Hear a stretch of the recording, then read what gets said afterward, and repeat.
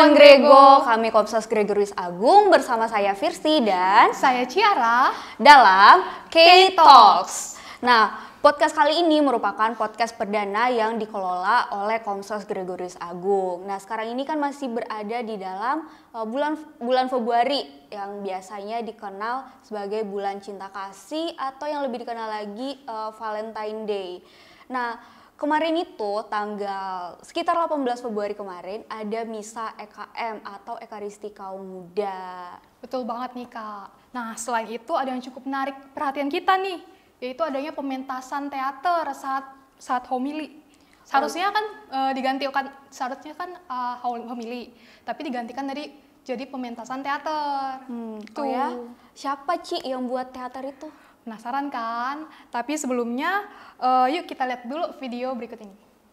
Buat lo yang lagi menjalani suatu hubungan, lo pernah nanya gak sih ke diri lo sendiri? Sebenarnya seberapa layak sih hubungan yang lagi lo jalanin ini untuk dipertahankan? Seberapa layak sih pasangan lo sekarang untuk diperjuangkan? Coba deh sekarang lo tanyain ini ke diri lo sendiri. Bilangnya sih sayang ya, tapi hal-hal yang dilakuin bikin lo ngerasa gak nyaman. Negatif juga. Entah dia ngelakuin kekerasan verbal atau bahkan fisik. Semua keinginan dia harus diturutin, dan kalau nggak nurut biasanya malah ngancem bakal mutusin, atau mungkin ngancem-ngancem yang lain. Ironisnya juga mungkin beberapa dari lo dan beberapa orang di luar sana itu akan seneng gitu digituin, diposesifin, seneng ketika pacar kita cemburu, atau mungkin lo seneng gitu ketika lo dimarah-marahin dan diberikan perlakuan negatif. Kenapa? Karena kesannya ya itu adalah cara dia nunjukin rasa sayangnya ke lo. Tapi coba deh lo rasain dan coba lo pikir lagi. Nah, barusan kan udah gue jelasin ya tentang beberapa contoh perilaku negatif dalam hubungan yang sebenarnya umum banget gitu. Yang kalau misalnya kita sebut, kalau kita labelin ya, ini tuh sebenarnya bisa kita sebut sebagai hubungan yang toksik. Atau kalau bahasa gaulnya, toxic relationship gitu. Nah, kalau menurut Dr. Liliana Glass, seorang communication dan psychology expert, toxic relationship itu adalah ketika lo ada di sebuah hubungan yang konsisten bikin lo gak nyaman, bikin lo lebih banyak ngerasa negatif. Jadi kayak rasa sedih dan keselnya tuh cukup banyak dibandingkan rasa senengnya. Dan ketika lo ada di hubungan yang cukup menguras tenaga lo. Pertanyaannya lagi adalah, emang kapan sih sebuah hubungan itu bisa dibilang toxic relationship? Apakah hubungan lo termasuk toxic relationship atau bukan gitu? Glass bilang hubungan bisa dikatakan toxic itu ketika pertama, lo dan dia udah nggak sebegitunya saling ngedukung satu sama lain. Atau salah satu di antara kalian ya selalu ngebatin gitu, selalu ngalah, atau malah selalu menang gitu dalam konflik sama pasangan. Gue harap semoga video ini bisa ngebuat lo belajar dan berkembang jadi lebih baik, seenggaknya 1% setiap harinya. Nah, dalam video tadi membahas garis besar tentang relationship. Nah, tahu nggak sih Ciara, topik ini selaras dengan teater yang dibawakan dalam Misa EKM kemarin. Bener banget nih Kak, kita hari ini juga nggak hanya berdua aja, tapi kita kedatangan dari teman-teman dari SKP, teman-teman muda, kreatif, ganteng, cantik lagi. Halo kakak-kakak semuanya, apa kabarnya nih Kak? Baik. Nah, biasanya ada peribahasa ya kan Kak, kalau baru ketemu tuh tak kenal maka tak sayang. Kalau udah sayang, jangan ditinggal. Aduh, sering ya Kak? Udah sering ditinggal. Kalau boleh, kenalan dulu dong Kak, dari kakak yang paling ujung. Halo, perkenalkan, nama saya Fenty. Saya perwakilan dari tim SKP atau Seksi Keadilan Perdamaian, bagian keadilan dan kesetaraan gender. Oke, halo semuanya, perkenalkan nama saya Viel. Saya dari SKP atau Seksi Keadilan dan Perdamaian di bidang keadilan dan kesetaraan gender. Saya Esa Febrianti Simarta, saya pemeran teater sebagai sahabat dari OMK Gregorius. Saya Iqbal, pemeran teater sebagai pacar yang kemarin kayak banyak diomongin orang ya. Kayak dinyinyirin banget ya gitu. Dari OMK. Wah, berarti kakak-kakak ini pencetus drama kemarin ya? Iya, bisa jadi lah. Oh iya ini Kak, kalau boleh tahu tadi kakak-kakak dari SKP ya. Nah, SKP itu apa sih Kak? Terus perannya dalam gereja itu apa? Oke, jadi ini perkenalan singkat dulu ya mengenai SKP. Apa sih itu SKP gitu? SKP itu singkatan dari Seksi Keadilan dan Perdamaian. SKP ini sebenarnya sudah ada lama di katedral atau KAJ kita dari tahun 2016. Cuman baru ada di Gregorius itu baru tahun 2022 dan baru berjalan saat ini. Nah, SKP itu dibawahi oleh DPH bidang kesaksian. Dalam SKP itu ada 4 bidang. Yang pertama bidang lingkungan hidup, yang kedua ada bidang buruh dan migran, yang ketiga ada bidang hukum dan HAM, dan yang terakhir bidang keadilan dan kesetaraan gender. Nah, apa sih fungsinya SKP itu? SKP itu sebenarnya sebagai wadah sosial yang ada di paroki kita di Gregorius gitu. Jadi kan yang kita tahu kan lembaga-lembaga di luar kayak firma hukum atau organisasi lingkungan atau lembaga tentang kesetaraan gender di luar, tapi kan ini ada gitu, sudah ada di paroki kita milik Gregorius sendiri, begitu loh. Jadi dalam SKP ini Kak yang bergabung itu mulai dari yang muda atau ada yang membimbing lagi nih Kak? Jadi di dalam SKP itu kita umum, jujur aja, ada orang tua, ada anak muda juga ada gitu. Jadi semuanya itu kita bersinergi bersama di dalam SKP yang dimana dibimbing dan dibawahi oleh DPH bidang kesaksian gitu. Menyangkut drama kemarin nih Kak, gimana sih punya pemikiran untuk mementaskan teater tersebut? Ya, jadi kenapa tim SKP memutuskan buat teater ya pas di EKM. Jadi awalnya tim kita itu lebih ke ini sih, dapat inspirasi. Jadi sebenarnya inspirasinya itu datangnya dari aku yang idein gitu kan. Awalnya kami mau buat workshop, tapi karena diburu waktu, jadi kami lebih memilih teater. Nah, inspirasinya ketika waktu aku kuliah di Jogja, aku hadir gitu, aku datang lihat EKM di salah satu gereja di sana. Nah, salah satu EKM-nya menampilkan teater gitu pas homilinya, dan menurutku teater di sana tuh juga bagus gitu untuk menampilkan ceritanya. Jadi kenapa enggak kita buat teater juga di sini gitu. Nah, dalam drama kemarin itu kan lumayan menarik ya Kak. Ada dapat pertentangan gak sih Kak? Kok homili diganti sih sama teater gitu? Oke, mengenai hal itu tentu kita mendapatkan komentar yang baik dan komentar yang mungkin kritikan ya gitu. Kalian tahu nggak? Kalau misalkan kemarin teater itu dari pertunjukan yang ditampilkan dan edukasi PPT, apa sih toxic relationship itu penyebabnya apa dan lain sebagainya, itu ada salah satu beberapa ketahuan anak muda yang mencatat poin-poin itu. Jadi di situ aku berpikir bahwa wah ternyata banyak nih di remaja yang di paroki kita yang belum mengetahui apa itu toxic relationship, apakah hubungan dia dengan pacarnya dia itu masuk dalam kategori toksik. Bukan hanya pacar ya, mungkin yang lain juga bisa, pertemanan, lingkungan kerja, atau keluarga, itu juga bisa masuk. Nah, komentarnya yang baik itu di situ, mereka mengapresiasi, mereka jadi mengetahui lebih banyak mengenai hubungan yang toksik itu seperti apa. Dan kritiknya itu tadi, kenapa sih kok homilinya diganti dengan teater? Kembali lagi di sini bahwa perlu digarisbawahi, ini misa khusus, Ekaristi Kaum Muda atau EKM. Jadi ada beberapa hal yang bisa dipertimbangkan. Itu menurut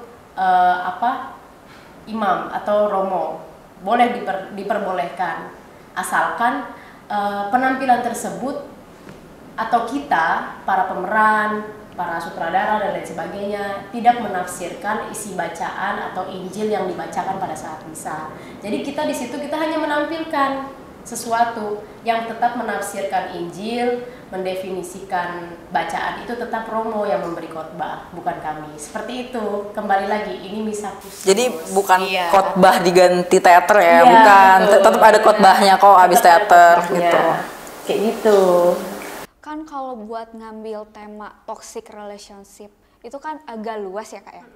Dan dalam drama kemarin itu berarti ngambil toxic relationship itu lebih ke arah ke pasangan gitu ya Kak? Gimana nih? Oke. Ya karena kan hubungan toksik itu tadi benar luas, jadi ada kategorinya gitu ya, ada dalam pasangan, ada dalam mantan pasangan juga bisa, dan juga yang paling lebih reality lagi rumah tangga gitu. Kenapa sih kita ngambilnya KDP atau kekerasan dalam pacaran? Nah KDP itu masuknya ke ranah privat. Nah pas juga bertepatan dengan misa Valentine kemarin, karena itu adalah misa anak muda, makanya kita mengambil keputusan untuk kerucutin deh, kita ambil kekerasannya, hubungan toksiknya di pacaran, karena pasti nanti di misa EKM itu kan banyak anak mudanya nih. Anak muda kan kisaran umurnya kan sekitar ya 17 atau 16 sampai ya 20-30 tahun ya umur OMK kan. Itu masih masuk nih dalam edukasi yang mau kita buat, yaitu hubungan toksik di dalam pacaran kayak gitu. Makanya itu ide asal muasalnya. Kalau misalnya mau ditambahin boleh nih Viel nih. Iya, jadi kenapa kita bisa mengambil ide toksik? Kenapa enggak yang lain Kak? Kenapa enggak tentang cara berpacaran yang baik atau cara berpacaran dalam agama Katolik gitu? Sebenarnya gini. Di awal briefing aku sama Mbak Fenty, di situ ada banyak opsi. Kita mau membahas tentang love language atau bahasa cinta, kita mau membahas mengenai healthy relationship, tapi karena bidang kami kembali kepada kesetaraan gender, kami melihat situasi saat ini di mana banyak remaja yang terjebak dalam hubungan toksik, tapi mereka nggak sadar. Iya, Kita semua pernah kayaknya, aku pernah gitu. Bahkan baru sadarnya tuh baru-baru ini ketika aku menyadari mengikuti seminar, membaca Alkitab pun juga tentang bahasa kasih yang diajarkan oleh Tuhan Yesus itu seperti apa. Dan di situ kami menyadari bahwa kayaknya yang urgent untuk disampaikan, apalagi sasarannya anak muda ini, tentang ini deh. Siapa tahu mereka belum tahu gitu. Jadi di mana kesetaraan gender, gimana kita mau mengambil setara ya, gender yang setara lewat hubungan toksik. Hubungan toksik itu kan seperti yang kemarin udah dikasih tahu, ada timpang gender ya antara perempuan atau laki-laki. Mana yang punya kuasa. Nah, kita di sini buat menyimbangkan, memberikan edukasi lebih bahwa nggak cuma cewek sama cowok doang, nggak cuma cewek atau cowok yang jadi korban. Nah, mau disetarakan nih gendernya dengan lewat contohnya hubungan toksik kayak gitu. Karena hubungan toksik itu udah pasti timpang gender antara laki-laki sama perempuan. Kalau setara hubungan, kalau misalnya gender antara perempuan dan laki-lakinya setara, itu pasti nggak akan menjadi toksik. Iya. Nah, dalam pemilihan materinya nih Kak, kan pasti ada research dulu, cari dulu.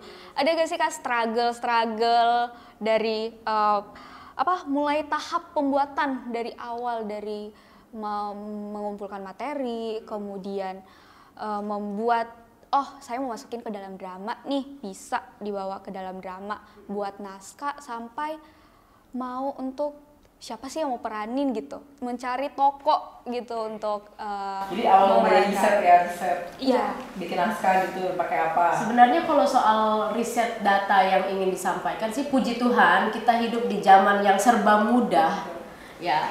Kita tik ada gitu. Sekarang kan udah ada gampang Mbak ya. Google lah ya. Harus pergi ke sini, pergi survei sana sini gitu. Sekarang tuh sudah ada, apalagi sumber yang kita pakai itu sumber yang dari memang lembaga khususnya, yaitu Komnas Perempuan. Nah, kalian tahu nggak bahwa ini yang paling urgent, kekerasan dalam pacaran itu menempati posisi nomor 2 setelah KDRT. Ya, itu. Jadi pertama, kekerasan dalam KDRT itu dia berapa persen itu saya lupa. Dan yang posisi nomor 2-nya itu kekerasan dalam pacaran. Di situ saya juga kaget gitu bahwa dalam dunia pacaran pun kita bisa mendapatkan kekerasan ya gitu. Makanya dari situ itu semakin mendukung kami berdua untuk kita akan pilih tema ini untuk mengedukasi gitu. Dan kami tidak menemukan struggle sih, karena gampang ya, jurnal ada. Tadi yang jadi Komnas Perempuan itu kebetulan dia memang setiap tahun selalu membuat catatan tahunan tentang kekerasan untuk perempuan lah lebih dominannya. Jadi mudah diakses juga lewat Google. Untuk pencarian data lewat itu buat naskah atau buat PPT-nya, puji Tuhan nggak ada masalah. Nah kalau pemerannya nih gimana nih Phil tadi? Pemerannya kan ya tadi tanya kan? Iya, dari pemilihan peran kan susah ya Kak. Buat belajar mimik, body language, itu buat pemahaman peran, itu kan agak susah tuh Kak. Oke, jadi kalian perlu tahu ini, kita latihan itu cuma 3 kali Seminggu. dalam waktu seminggu. Kita latihan cuma 3 kali untuk mempersiapkan pentas drama yang sedrama itu. Ya, jadi aku nggak tahu kenapa, intinya dalam waktu 2 minggu aku sama Mbak Fenty dari tim SKP menyelesaikan secara administratif, membuat konsep dan lain sebagainya tuntas, dan 1 minggu itu untuk kita bertemu dengan para pemeran, membagi peran dan latihan. Gak tahu kenapa, mungkin karena aku percaya banget ini tuntunan dari Tuhan Yesus. Kalau pemerannya itu gampang banget untuk dicari. Kebetulan yang peran bapak pun dia juga udah jadi bapak-bapak gitu. Iya. Ya Jadi sesuai dengan karakter dan karisma dia. Tapi sebagai peran cowoknya nggak gitu loh, di asli loh. Beneran loh. Nggak. Jadi pada waktu itu puji Tuhan teman-teman kita OMK juga sangat responsif ketika aku chat ini, telepon ini, mereka langsung friendly, mereka langsung kayak, iya Kak, ada yang bisa dibantu, aku punya rekomendasi si ini nih, aku punya rekomendasi ini nih. Jadi solidaritas dari kawan-kawan OMK Gregorius menurut aku hangat di situ. Dan ketika sudah mendapatkan orang-orangnya dan berkumpul, aku jadi bingung, kok dia cocok untuk memerankan si ini, kok dia cocok untuk memerankan dia. Nanti ya Pak, sampai. Kok kayaknya jadi beneran banget gitu ya? Iya. Jadi aku nggak tahu kenapa, aku cuma feeling bahwa ya ini oke, sama Mbak Fenty juga melihat ketika baca skrip pertama ya. Iya. Udah langsung kayaknya ini cocok deh pas dicoba. Oh ya bisa, mungkin kita perlu latihan buat bangun chemistry aja gitu kan, karena kan baru pertama kali ketemu juga. Gitu. Dan ada beberapa yang baru kenal. Iya. Ya nanti di korek lagi buat si pemerannya tuh gimana tuh. Itu keren banget sih Kak, walaupun baru pertama kali ketemu, latihannya pun ya bisa dihitung jari lah ya Kak, latihannya, tapi hasilnya bagus tuh. Iya, kok bisa sih dapat feel-nya gitu? Aku mungkin itu kali ya, dipaksa sama temen aku. Terus tiba-tiba di chat sama Kak Fiel, langsung halo Esther gini-gini gitu. Terus kayak aku nanya lagi ke temen aku, kayak iya udah nggak apa-apa, kayak aku aja. Terus nggak tahu kenapa kayak tergerak kayak ayo udahlah ikut aja, nyoba aja gitu, nyoba-nyoba. Kalau aku sih pertama ya karena di telepon sama Viel gitu, terus mikir-mikir ya, aduh ngapain amat ya gitu. Terus siapa juga pemeran yang lain-lainnya gitu kan, nggak tahu ya. Terus abis itu sampai sempat ngomong ke Viel itu, Viel cari dulu deh yang lain, kalau ini ragu deh aku deh gitu. Terus akhirnya yang mikir-mikir yang kayak ini bentuk pelayanan gua gitu ya. Habis gua mau melayani Tuhan kayak gimana lagi, mungkin ini salah satunya gitu.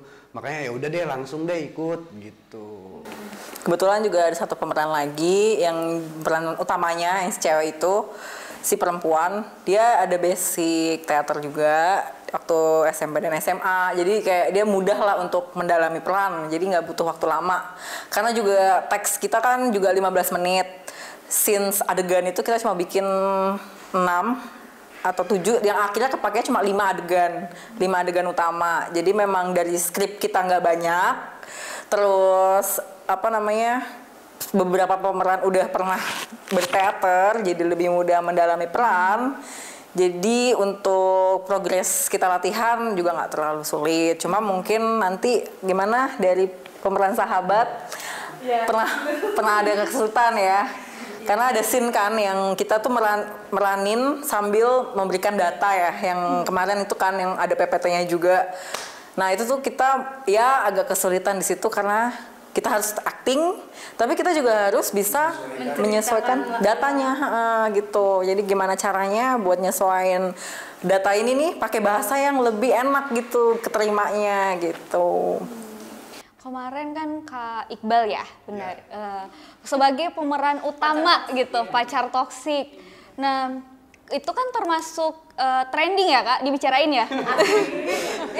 Itu reaksinya gimana sih Kak pas jadi, kok saya famous tiba-tiba, tapi Kakak feel-nya dapet banget. Atau jangan-jangan pernah berada dalam situasi itu?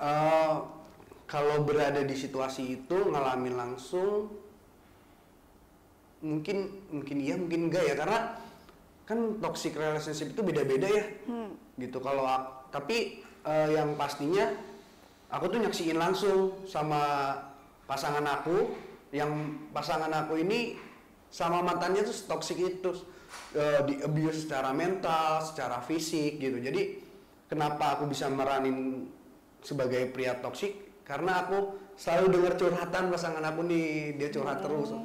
Mantannya kayak gini. Jadi harus kayak gini berarti kalau jadi cowok toksik ya. Berarti kayak gitu ya. Kayak gitu-gitu aja sih. Dapat ilmunya dari situ. Kalau dari Kak Esther gimana Kak? Kemarin kan sebagai pemeran sahabat ya.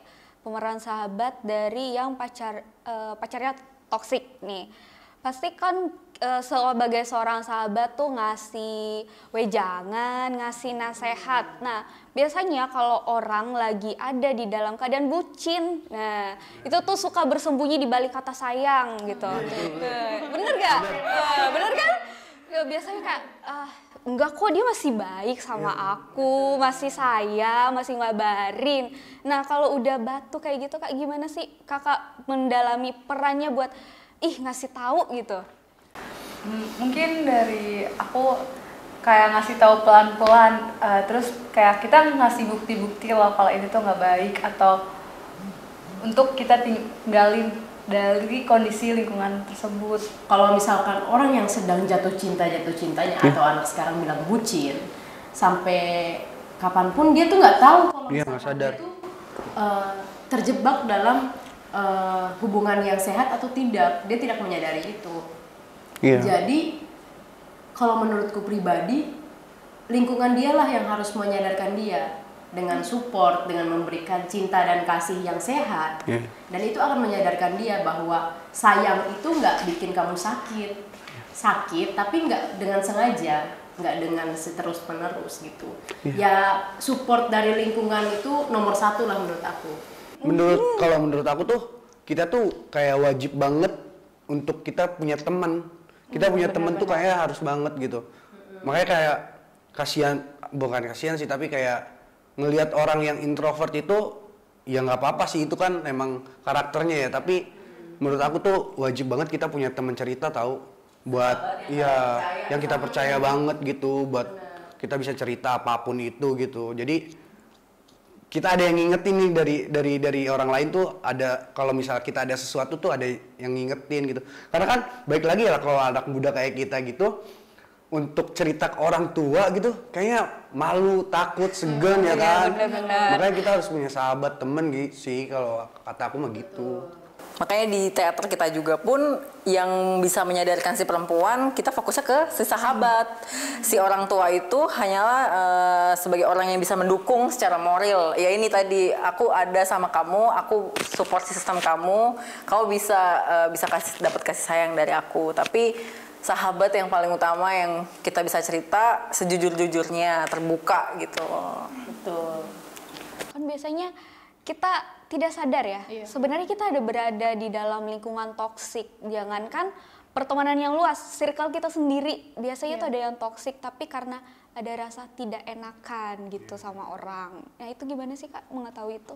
Aku ada tadi kan, waktu tadi ngobrol di luar, dapat tuh salah satu konten dari LBH, namanya Kak Anissa, dia bikin gitu kayak bukan kuesioner tapi pernyataan. Misalnya kalau aku baca ini, kamu jawab iya nggak, mayoritas iya, berarti kamu tuh lagi ada di hubungan toksik. Tapi kalau misalnya ada yang mau pernah dijalani, kalau kalian udah ngerasa sesuatu itu yang berlebih, itu kayak menjurus gitu ya. Kayak misalnya posesifnya berlebih gitu. Kalau misalnya omongannya yang berlebih jadi kasar dan lain-lain, itu udah menjurus-jurus toksik kok gitu kalau menurut aku. Kayak ya sesuatu yang berlebihan kayaknya nggak baik deh. Iya. Kayaknya sih ya. oke, ini misalnya nih aku tambahin yang tadi aku bilangin tuh ya. Misalnya ketika kamu nggak nyaman bergaul sama teman lain karena pacar cemburuan, pertama. Yang kedua, ketika kamu nggak bisa ngikutin kegiatan karena dilarang pacar. Banyak tuh. Iya, agak relate. Ketiga, nggak bisa menolak permintaan pacar. Keempat, ngerasa dimanfaatin pacar dari sisi keuangan, ya kan? Biasanya memang yang dari sisi keuangan ya misalnya diporotin lah secara ekonomi kayak gitu. Atau enggak waktu tuh Kak yang biasanya jadi kang ojek gitu-gitu. Pengalaman ya Kak Iqbal ya. Tapi dimanfaatinnya tuh benar-benar udah di posisi yang kita merasa udah nggak nyaman, udah nggak nyaman berada di posisi itu. Jadi kayak ya ada pemaksaan atau ya tadi posisi tidak nyaman itu juga bisa masuk ke dalam hubungan toksik kayak gitu. Atau misal kamu juga sebagai objek kemarahan nih dari pacar, kamu nggak salah apa-apa, dia selalu marah sama kamu. Dia habis main dari mana, pas dateng marah-marah. Iya, dan bahkan marah-marah. Jadi pelampiasan emosi. Pelampiasan emosi dan emosi dia itu udah pakai kata-kata maki-makian. Nah, kayak bahasa kasar. Itu udah masuk ke toksik gitu karena kamu kan udah dikasih maki, dikata-katain kayak gitu kan. Udah bahasanya itu tidak normal kayak gitu. Bahkan sampai paling parah adalah kamu bisa menjadi korban pelecehan seksual atau kekerasan di hubungan seksualnya. Jadi fisik iya, psikis iya, sampai ke seksual juga. Seksual iya, ekonomi iya. Nah, Aduh, komplit ya Kak. Itu paket komplit Paket lengkap. toksik. sudah benar-benar toksik ya, harus disadari. Harus kayak gitu. disadari. Benar-benar. Nah, kalau menurut kakak-kakak nih, kalau misalnya ada nih kawan-kawan Grego yang sudah berada dalam lingkungan toksik, gimana sih caranya untuk bisa kita untuk menarik diri dari lingkungan tersebut keluar dari zona tersebut? Kalau dari pengalamanku pribadi, aku pernah berada dalam hubungan toksik dan itu super parah. Jadi mentalku tuh hancur terguras karena toksik itu. Dan salah satu dampak atau penyebab dari hubungan itu yang membuatku tertarik dalam hubungan yang negatif atau toksik itu, aku jadi menjauhi hubungan-hubungan yang positif, hubungan-hubungan yang sehat. Untuk berdasarkan pengalaman pribadi, kita harus tegas sama diri kita sendiri. Kita harus tegas sama diri kita sendiri bahwa hubungan ini merugikan aku. Tidak hanya untuk saat ini, tapi untuk jangka panjang juga.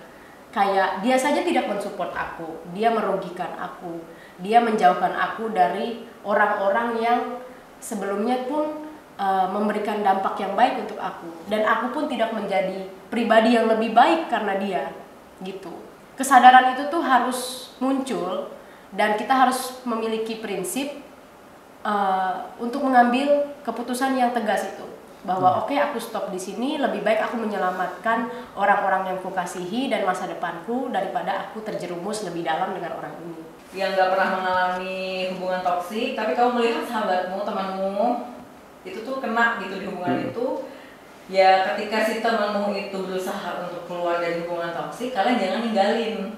Nah, iya. Harus tadi yang pertama Tetap menjadi support system yang utama gitu. Jangan sampai kamu meninggalkan di sisinya dia gitu. Iya. Kan pasti dia akan cari orang buat cerita supaya dia lega, supaya dia semakin yakin. Biasanya orang kayak gitu juga agak masih gundah gitu. Kamu kan masih sayang, tapi ini salah. Tapi kamu masih sayang, salah. Dilema. Salah satu yang bikin diri dia tegas, kamu juga harus kasih dukung. Iya. Enggak, kamu bisa lepas. Kamu tuh lebih daripada ini, diberikan kepercayaan. Iya. Kadang kita tuh kalau misalnya jadi temennya atau sahabatnya itu, kita cukup jadi pendengar yang baik kok. Bener deh, dia itu kadang-kadang cuma pengen ngeluapin aja apa yang dia rasain. Makanya kalau kita beneran tulus sebagai teman, kita cukup jadi pendengar yang baik, dan kedua jangan judging, lu tuh nah itu jangan sampai kayak gitu, karena bakal nambah traumanya lagi si korbannya karena gitu. dia ada dalam posisi yang lagi terpuruk yang nih, lagi bingung, mana nih cinta yang sehat, mana nih cinta yang gak sehat. Dia lagi bingung gitu. Makanya, karena larut dalam jatuh cinta itu. Memberi solusi ketika dia minta. Ya, Lebih kalau- baik kayak ya, gitu. betul. Daripada kita tiba-tiba ngasih solusi, ternyata dia nggak terima, malah jadinya dia bete. Menurut kakak-kakak ini, gimana sih menurut kakak-kakak ini hubungan yang baik itu gimana menurut kakak? Mereka taunya pacaran itu adalah suatu ikatan buat mereka, suatu ikatan. Jadi kebanyakan dari mereka mengatakan karena ini adalah suatu ikatan, aku harus nurut sama dia, gitu. Nah, karena saking cintanya, saking bucinnya, banyak hal-hal yang tidak disadari, melebihi batasan-batasan atau yang sewajarnya gitu, atau mengalahi privasi dari seseorang, bahkan kita sendiri kehilangan privasi gitu, Kak. Kalau menurut aku sih yang penting kita toleran ya sama pasangan kita gitu. Toleran kalau dia misalnya bangunnya siang terus, toleran kalau misalnya dia agak lama atau agak lelet gitu. Karena kita yang mau sama dia gitu. Jadi kita harus nerima ya benar-benar apa adanya dia, dan sebaliknya dia pun gitu ke kita gitu. Dia toleran sama kita yang mungkin suka nongkrong atau apa gitu ya. Satu, toleran, terus dua, komunikasi. Kayak menurut aku tuh penting banget di satu hubungan untuk kita berkomunikasi gitu. Nanya hari ini kita gimana keadaannya, entah dari, kan kita nggak tahu ya, setiap orang mungkin dari kampusnya atau dari tempat kerjanya, moodnya gimana gitu. Makanya kita mungkin sebelum kita tidur ya mungkin buat aku sih mungkin wajib untuk nanya hari ini kamu gimana, biar dia tuh cerita gitu, ngungkapin apa yang hari ini gitu. Jadi hubungan itu pun tetap terjalin dengan baik gitu. Yang penting komunikasi sama toleran itu sih kalau aku. Sama sih yang dibilang Kak Iqbal, tapi kayak sefrekuensi juga harus. Kalau misalnya kita nggak sefrekuensi itu kadang nggak nyambung dalam bahasanya tuh, kayak kita ngomong apa si intinya jawab apa. Jadi harus frekuensi juga. Iya. Terus yang itu ya saling percaya satu sama lain. Karena Ya, kalau wajib. nggak ada rasa saling percaya ya sama aja. Akan overthinking mulu. Overthinking. Kerjaan para perempuan malam hari. Oke, kita pribadi harus punya prinsip terlebih dahulu. Prinsip dalam hidup, prinsip dalam pertemanan, prinsip dalam berkeluarga, di keluarga kita gimana, dan prinsip dalam pacaran. Karena menurut aku pacaran itu sulit. Kita tuh beda kepala, dan menyatukan dua kepala itu tuh sangat amat sulit, dengan beda pemikiran, beda budaya, beda background gitu kan. Itu yang pertama, kita harus punya prinsip dan boundaries, batasan-batasan yang harus kita buat. Contoh, nanti kalau aku pacaran, aku nggak mau cowok aku kasar ke aku. Itu kita harus tegas. Kalau misalkan nanti kita pacaran lah terus cowok kita bikin itu ke kita, udah cut langsung di situ. Karena sudah menyentuh red flag, yang biasa tuh bahasanya red flag, bendera merah, bendera merah. Nah itu, setelah kita punya prinsip, kita udah punya keteguhan diri, baru kita tanyakan ke diri kita sendiri, aku pacaran ini buat apa? Tujuannya buat apa? Kalau pacaran cuma mencari kebahagiaan, salah. Karena kebahagiaan kita nggak bisa digantungin ke orang lain. Bahagia itu kita sendiri yang buat. Kalau kita pacaran untuk apa? Oh, aku mau pacaran sama dia karena dia satu lingkungan sama aku. Aduh, Biar bareng. biar kita berdoa bareng, hari bareng, bapak kami pegangan tangan, ya kan? Kayak gitu. Nah, kita tuh perlu refleksi diri itu. Karena menurut aku pacaran itu tanggung jawabnya besar. Baik untuk orang lain, kita pacaran sama anak orang loh. Nanti kalau kenapa-napa anak orang kenapa-napa, kita yang tanggung jawab, kan itu. Nah, setelah kita sudah refleksi, kita sudah yakin, baru kita pacaran. Contohnya udah dapet pasangannya, sudah sefrekuensi, sudah sepemahaman, komunikasi jalan tapi nggak paham kan, nengok. Iya. Gitu.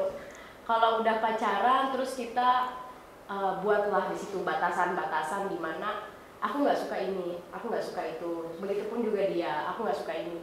Dan toleransi itu boleh saja diberikan, asalkan toleransi yang baik. Contoh Iya saling dong. pengertian tadi. Iya Cowoknya dong. main futsal jangan diganggu.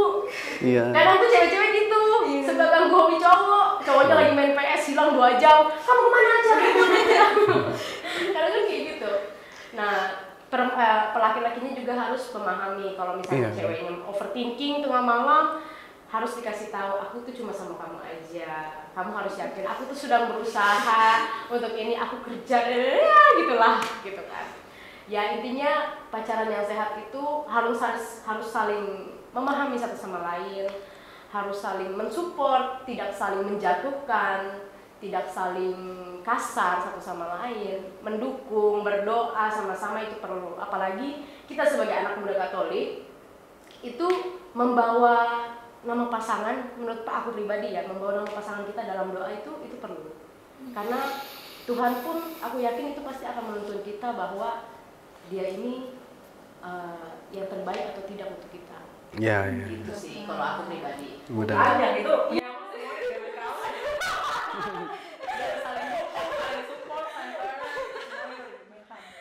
Udah dijawab semua ya.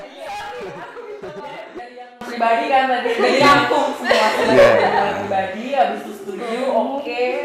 Tapi aku juga emang pendapat dia itu juga aku bawa gitu loh buat aku sendiri gitu. Kamu harus cari value buat diri kamu. Ya, betul. Prinsip itu penting. Ketika kamu udah punya prinsip, terus ketemu seseorang yang mau kamu deketin, mau kamu jadiin hubungan lebih lanjut, ya tadi kasih boundaries, batasan. Tapi ya tadi kalau udah ada batasan-batasannya, kita berdua itu udah wajib saling memahami, saling menghargai. Ya udah kalau misalnya kamu punya batasannya, aku nggak suka nih kayak gini, aku nggak mau kayak gini, ya kamu dari diri kita sendiri itu juga udah menghargai lah keputusan masing-masing. Iya. Kayak gitu. Iya sih, ya dalam semua sih. Kadang kan kalau anak-anak kayak sekarang kan anak SD udah pacaran tuh, apalagi papi di mana gitu kan, ya mami di mana kayak gitu. Mungkin anak-anak kayak yang masih di bawah umur atau belum memasuki masa remaja mungkin ya, itu perlu ada pendampingan dari orang tua, sebenarnya seperti itu.